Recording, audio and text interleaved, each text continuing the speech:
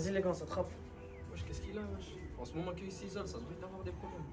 Faudrait qu'on se soutienne, c'est notre ami avant tout. On sait tous que la vie est un parcours du combattant. Entre ses défis, la pression de l'école, les galères de la vie quotidienne où il est souvent difficile de garder le moral, mais il est crucial d'en parler et de ne pas rester isolé. Mais pas seul.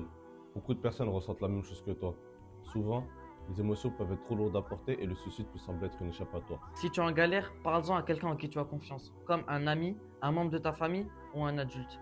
N'hésite pas à demander de l'aide. Il existe des professionnels qui sont là pour t'écouter sans juger. Plus un jeune se sent seul, plus il peut s'isoler.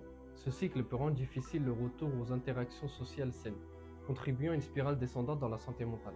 Certains jeunes peuvent répondre à la solitude par des comportements à risque, tels qu'à la consommation de drogue ou à l'alcoolisme, ou d'autres comportements autodestructeurs.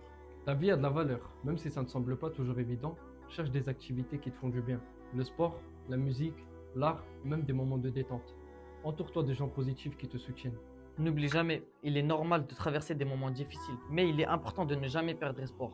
Ensemble, on peut créer un environnement où parler de ses émotions devient normal. Si tu as besoin d'aide, n'hésite pas à contacter le numéro suivant 01 45 39 40 et 00 ou te renseigner auprès d'un site de psychologie. Rassemblons-nous pour un avenir meilleur. N'hésite pas à partager ce message ou à provoquer des discussions autour de topics de santé mentale. La différence, on la fait ensemble. Et vous, qu'est-ce que vous en pensez?